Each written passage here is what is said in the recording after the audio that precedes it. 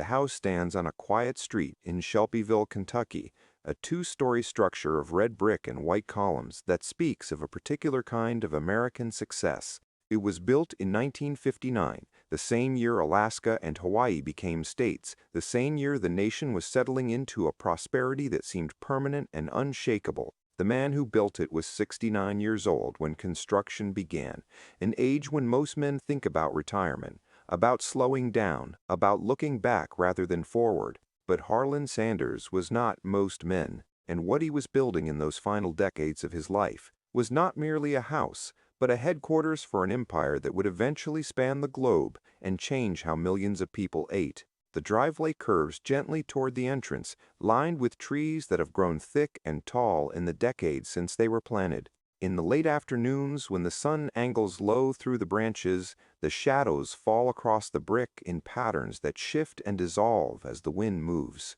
There's nothing ostentatious about the design, nothing that announces wealth or demands attention.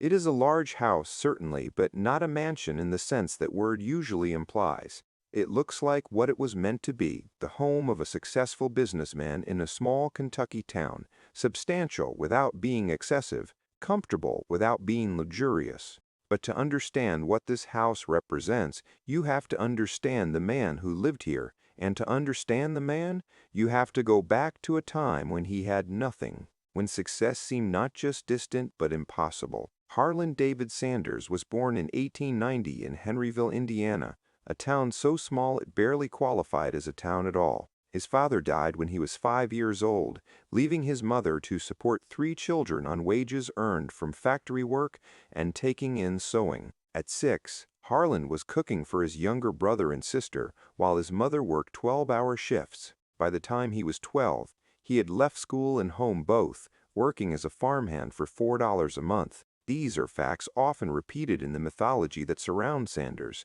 presented as evidence of American resilience, the bootstrap narrative made flesh. But they were also simply poverty, the kind that grinds people down and offers no obvious escape, the kind that marks you permanently even if you eventually find a way out. He worked a succession of jobs through his teenage years and into his 20s, each one physical, poorly paid, and temporary.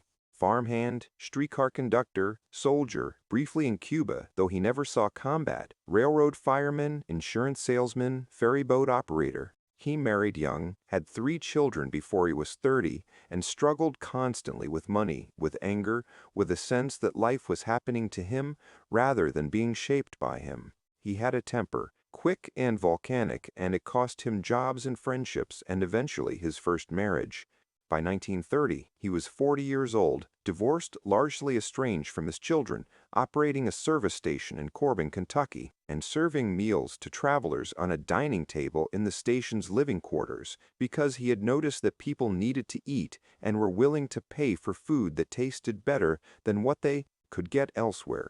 The service station sat on U.S. Route 25, one of the major north-south highways before the interstate system was built, and it caught travelers moving between the industrial cities of the Midwest and the resort areas of Florida. Sanders was not trained as a cook, had no formal culinary education, but he understood instinctively that people would remember food that was genuinely good and would return for it. He began experimenting with fried chicken, the regional staple that everyone cooked but few cooked well. The traditional method involved pan frying in a cast iron skillet, a process that took 30 to 40 minutes and produced inconsistent results. Sanders tried a pressure cooker, a relatively new technology at the time, and discovered that it cut the cooking time to less than 10 minutes while sealing in moisture and producing meat that was tender throughout. He developed a breading mixture, 11 herbs and spices, a formula that he would later guard with secrecy bordering on paranoia. By 1935, the service station had become Sanders' Court and Cafe, a proper restaurant with seating for more than 100 people, a motel attached, a reputation that extended well beyond Corbin. Ruby LaFoon, the governor of Kentucky, made Sanders an honorary Kentucky colonel in 1935, a title that was largely ceremonial, but which Sanders adopted as part of his identity, growing a goatee and white suit to match the public's image of what a Southern gentleman should look like. It was theater, a performance of a role, but Sanders committed to it completely. The Colonel became his persona, the friendly Southern restaurateur with the secret recipe, and the persona eventually consumed the man who had created it. The restaurant prospered through the late 1930s and into the 1940s, surviving the Depression through careful management and genuinely superior food. Sanders was a demanding employer, volatile and exacting, but he paid slightly better than other restaurants in the area, and employees stayed because jobs were scarce. The chicken was the draw. People drove miles for it, but the restaurant served a full menu. Country ham, steaks, fresh vegetables from local farms. Sanders was at the restaurant every day, overseeing everything, unable to delegate because he trusted no one else to maintain his standards. It was exhausting and all-consuming, and it worked. Then, in 1950, the state of Kentucky announced plans for a new highway, Interstate 75, which would bypass Corbin entirely, routing traffic away from Route 25 and the businesses that depended on it. The announcement was devastating for every business owner in Corbin, but Sanders understood immediately that it was a death sentence for his restaurant. Without the through traffic, without the travelers who stopped because they were hungry and his restaurant was convenient, the business could not survive. He fought the highway plan through whatever channels were available to him, wrote letters, made appeals, but the decision had been made at levels far above his reach. The interstate was coming and his restaurant would become irrelevant. The restaurant struggled through the early 1950s as the interstate construction progressed. Sanders watched his customer base erode year by year, revenues declining despite his efforts to attract local business. By 1956, the year the new highway opened, the restaurant was barely breaking even. He sold the property at auction that year, receiving just $75,000 for a business he had spent 2 decades building. After paying debts, he was left with little, certainly not enough to retire on, not at his age, and with Social Security providing only $105 a month. He was 65 years old, and he had to start over. What he had was a recipe for fried chicken that he knew was superior to anything else being served. What he didn't have was capital, physical health, or time. His plan was simple because it was the only plan available to him. He would sell franchises, teach restaurant owners how to make his chicken using his recipe and his method, and charge them a nickel for every chicken they sold using his system. It was not an original business model. Franchising had existed in various forms for decades, but it was unusual for restaurants at the time, and it required Sanders to do something he had never done before. He had to sell, not food to customers, but a concept to skeptical businessmen who had no particular reason to trust an old man with a white suit and a regional reputation. He loaded his car with a pressure cooker, his spice blend, and samples of chicken, and he drove. He drove to restaurants throughout the South and Midwest, walking in unannounced, offering to cook chicken for the owners and staff, asking them to compare his product to what they were currently serving. Most said no, either politely or otherwise. They were busy, they had their own recipes, they didn't need some old man telling them how to cook. Sanders absorbed the rejections and kept driving, kept cooking demonstrations in restaurant kitchens, kept explaining his system. He slept in his car to save money on hotels, ate cheaply, spent months on the road pitching his franchise concept to anyone who would listen. The mythology later created around this period claims Sanders was rejected by more than 1,000 restaurants before making his first sale.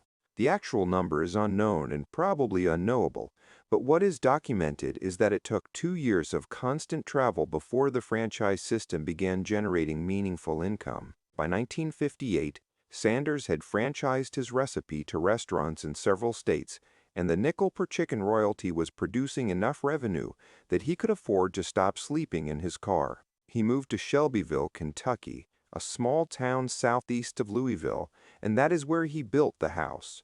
The choice of Shelbyville was practical rather than sentimental. It was centrally located for his growing franchise network, close enough to Louisville to access that city's resources but far enough away to remain affordable. Sanders was not, despite his later wealth, a man who spent money easily or carelessly. The Depression had marked him, and poverty had marked him before that, and he never fully trusted that success would last. The house he built reflected this, comfortable and solid but not extravagant, large enough to entertain franchise owners and business associates but not showy.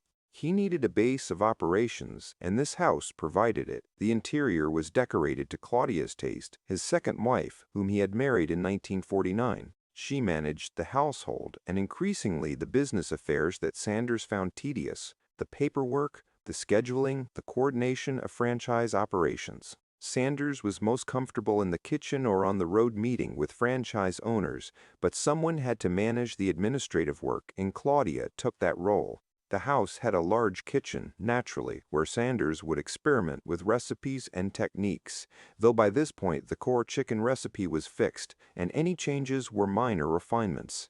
There was an office where franchise contracts were filed and correspondence maintained.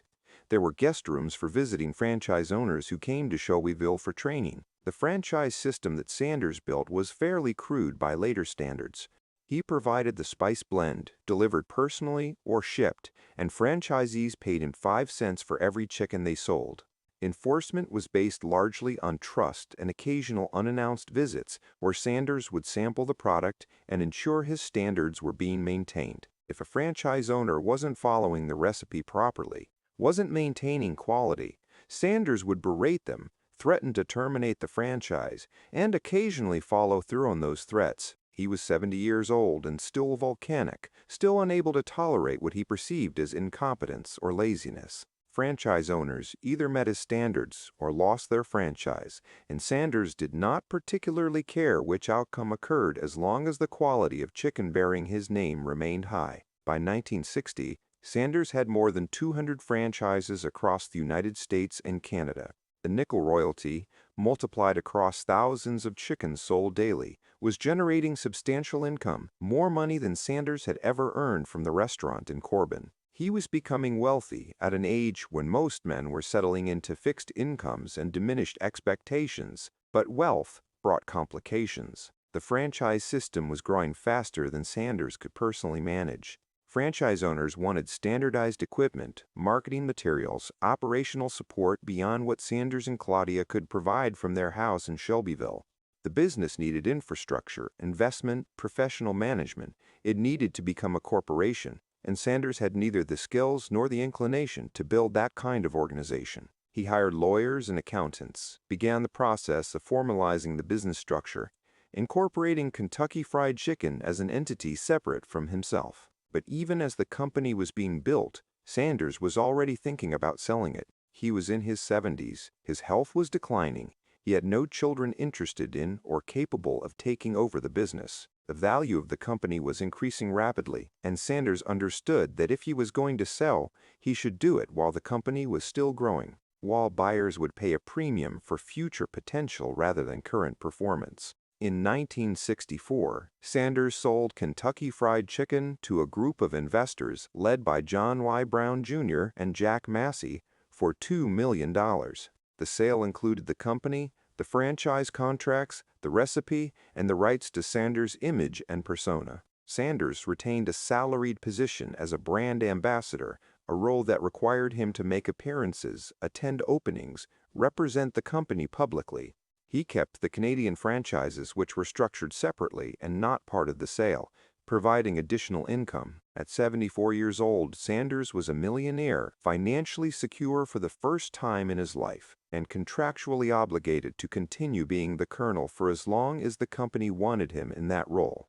The sale was necessary and probably inevitable, but it created a relationship that would define the rest of Sanders' life and eventually poison his legacy. He was no longer the owner of Kentucky Fried Chicken, no longer in control of quality or expansion or how his name and image were used. He was an employee, a mascot, the public face of a company that increasingly made decisions he disagreed with. The new owners wanted to expand rapidly, franchising aggressively, standardizing operations to maximize efficiency rather than quality. Sanders watched franchise locations open that didn't meet his standards, watched the recipe he had spent decades perfecting get modified for convenience, watched the company use his image to sell products he considered inferior. He complained constantly, publicly, calling the company's gravy wallpaper paste, criticizing the quality of chicken being served, threatening lawsuits when the company's practices strayed too far from what he considered acceptable. The company tolerated his complaints because his image was valuable. The white suit and goatee had become iconic, instantly recognizable, associated with fried chicken in the minds of millions of consumers. They needed the Colonel even if the Colonel was difficult, demanding, and increasingly bitter about what his creation had become. Sanders continued living in the Shelbyville house, traveling for appearances, spending his days watching a company bearing his name do things he would never have approved of if he still controlled it. The house became a kind of monument to a success that was simultaneously real and hollow.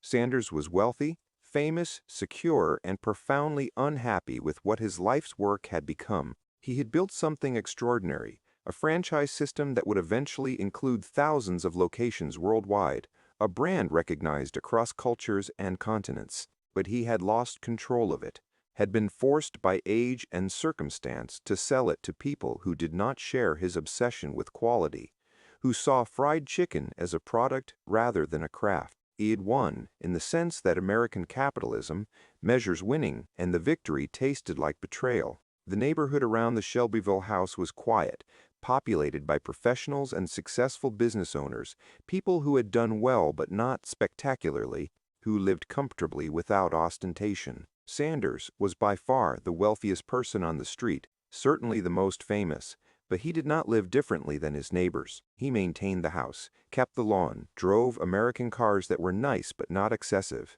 He and Claudia attended the local church, donated to local charities, participated in community events when his travel schedule allowed. He was a celebrity who happened to live in Shelbyville rather than a resident who had become famous, but he tried to maintain normalcy, to preserve some connection to the life he had known before the Colonel consumed everything else. The franchise owners who visited the house came to pay homage, to meet the man whose recipe they were using, whose image hung on their walls. Sanders received them in his office or the dining room, asked about their operations, demanded to know how the chicken was selling, whether they were maintaining quality, following the system exactly as he had designed it. He was an old man by then, well into his 70s and eventually his 80s. But he never softened, never became the kindly grandfather figure the company's marketing suggested. He was exacting and critical and still possessed of the volcanic temper that had defined him since childhood. Franchise owners who met him understood that the Colonel in the advertisements was a character, a creation,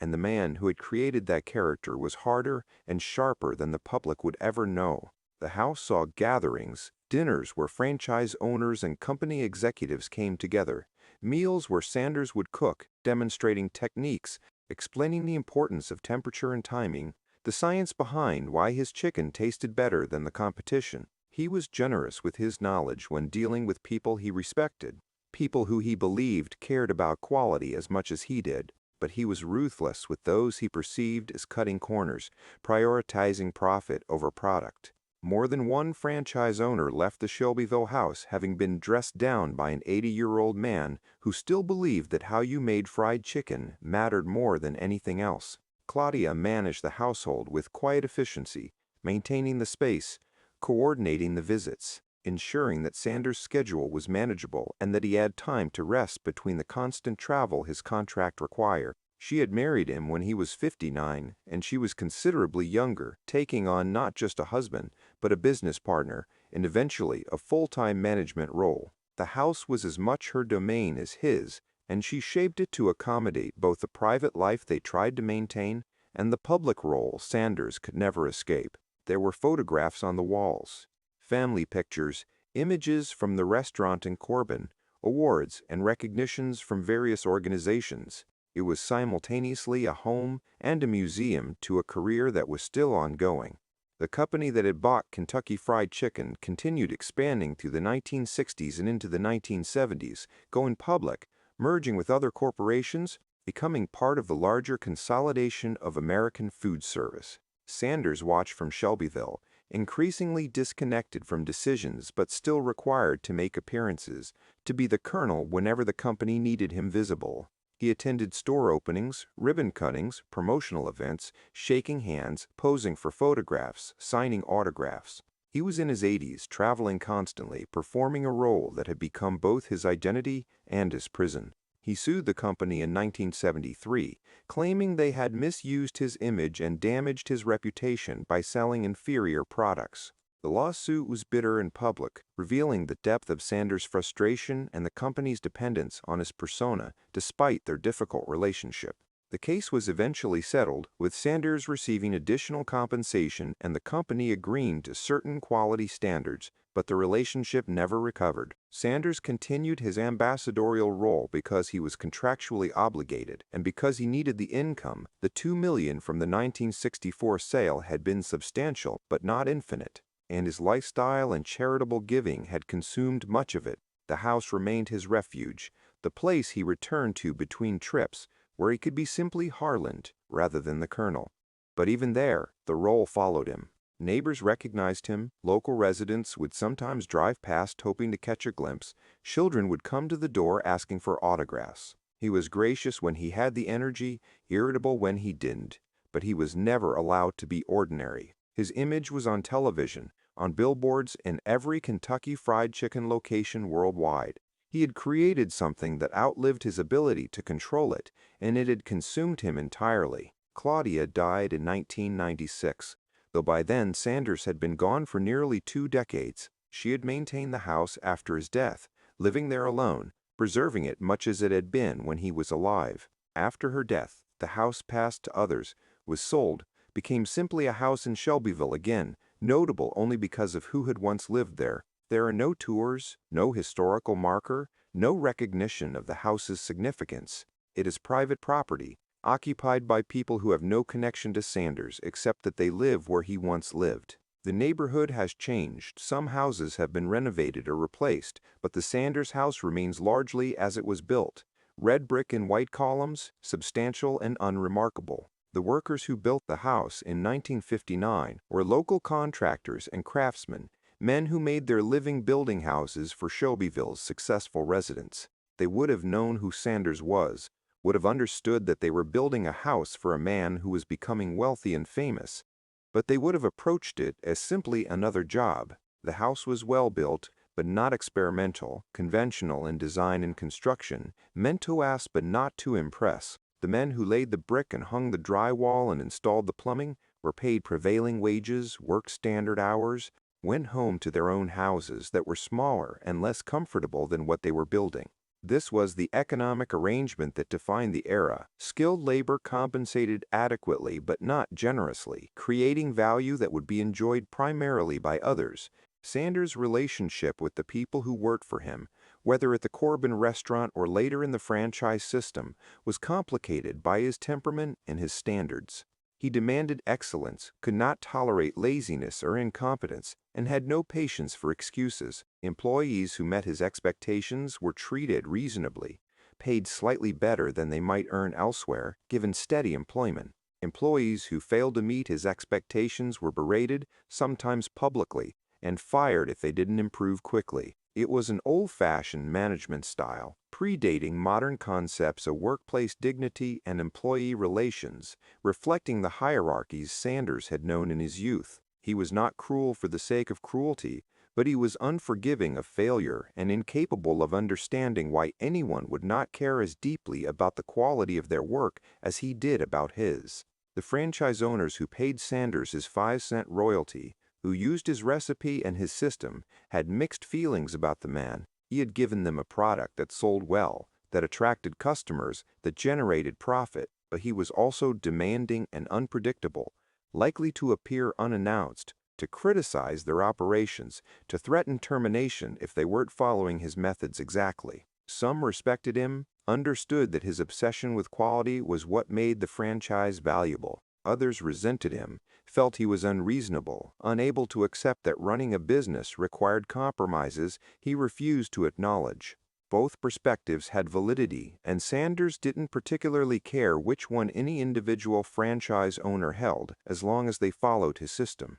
The company that bought Kentucky Fried Chicken exploited Sanders' image ruthlessly, using his face and persona to sell products he often didn't approve of, expanding into markets he knew nothing about, making decisions based on profit projections rather than the quality standards he had spent his life developing. They were not villains, they were businessmen doing what businessmen do, maximizing the value of an asset they had purchased. Sanders had sold them that right in 1964, had accepted $2 million in exchange for control, And the fact that he regretted the sale did not change the legal reality. He had made his choice, and he spent the rest of his life living with the consequences.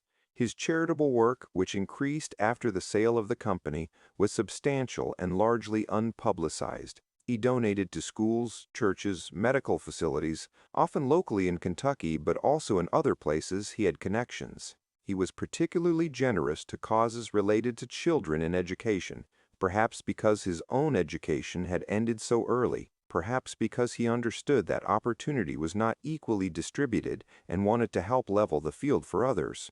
The donations were not strategic or calculated for tax benefits or public relations value. They were simply what he chose to do with money he didn't need for his own living expenses. After his death, some of these donations became public, but during his lifetime he rarely discussed them and actively discouraged recognition. Sanders died in 1980 at 90 years old from leukemia that had been diagnosed just months earlier. He had been ill but continued making appearances, fulfilling his contract obligations, being the colonel until he physically could not continue. His funeral in Louisville was attended by hundreds, including franchise owners, company executives, political figures, and ordinary people who felt they knew him because they had seen his image so many times. He was buried in Cave Hill Cemetery, not in Shelbyville, but in Louisville, the largest city in Kentucky, the place that had become the spiritual center of the company he had created, even though he had lived an hour away. The house in Shelbyville passed to Claudia, who lived there for 16 more years. She maintained it carefully, preserving Sanders' office much as he had left it, keeping the photographs and awards on the walls, allowing the house to remain a memorial of sorts, though not one open to the public. She gave occasional interviews, talking about their life together, about the building of the business, about the man behind the colonel persona. She was protective of his legacy, defensive when critics suggested his success had been more luck than skill, when they pointed out that he had sold the company just before its explosive growth, leaving billions of dollars on the table. She argued that he had built something from nothing, had created value through work and obsession and refusal to accept failure, and that his success was earned regardless of how the later owners had multiplied it. After Claudia's death, the house was sold to private owners who had no connection to the Sanders family or Kentucky Fried Chicken. It became simply a house again, occupied by people living their own lives, creating their own memories in spaces where Sanders had once lived. The office where he had managed his franchise network became someone else's home office. The kitchen where he had experimented with recipes became a kitchen where ordinary meals were prepared. The guest rooms where franchise owners had stayed became children's bedrooms or storage spaces. The house had no obligation to remember what it had been, and it didn't. The larger question of what Sanders' success represents remains contested. The mythology presents him as an embodiment of American possibility, a man who failed repeatedly, who faced poverty and obscurity, who started over at 65 and built a global brand. This narrative is true in its facts but incomplete in its implications.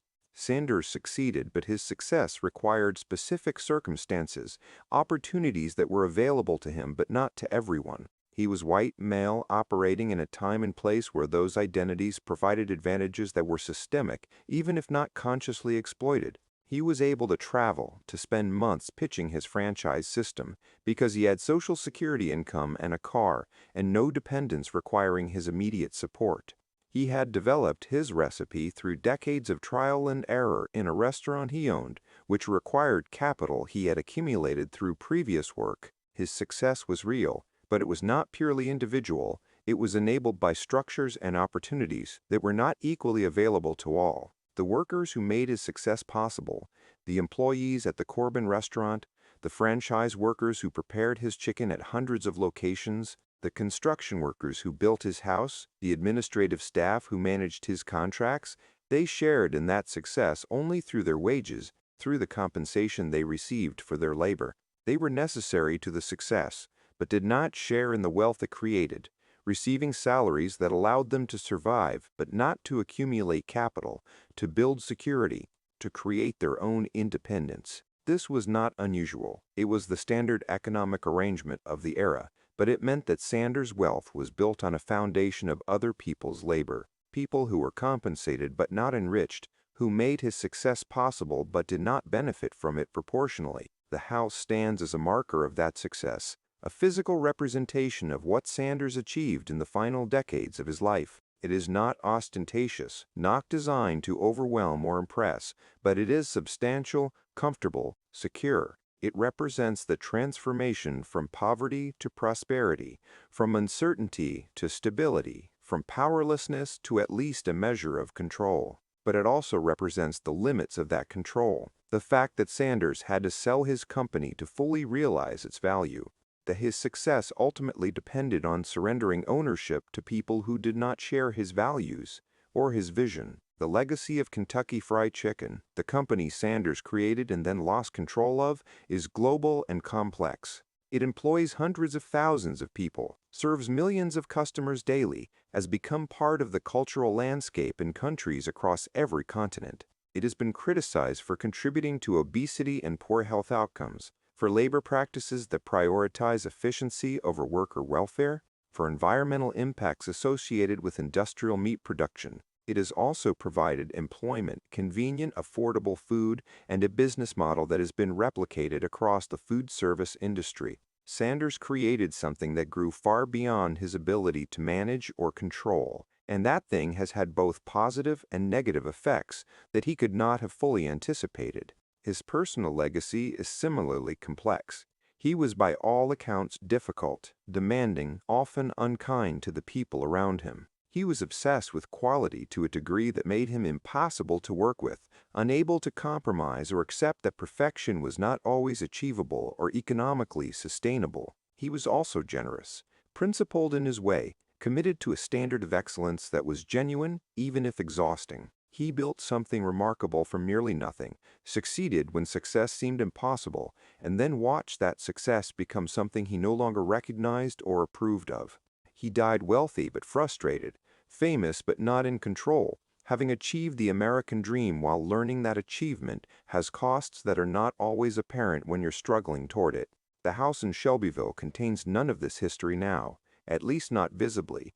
It is simply a house occupied by people living ordinary lives, unaware or unconcerned with the significance of the space they inhabit. There are no plaques, no markers, no recognition that this was once the home of a man whose image is recognized by billions of people worldwide. The neighborhood continues around it, quiet and prosperous, houses where other successful people live, creating their own legacies that may or may not endure beyond their lifetimes. On certain evenings, when the light falls just right through the trees that Sanders planted or that grew after he planted others, the house looks much as it did in 1959, solid and comfortable and unremarkable. The brick has aged, the paint has been refreshed, small changes have been made to accommodate new owners' preferences, but the essential character remains. It is a house built by a man who had finally achieved success after decades of failure, who wanted security and comfort but not ostentation, who needed a place to work and live and host the people who were helping him build an empire.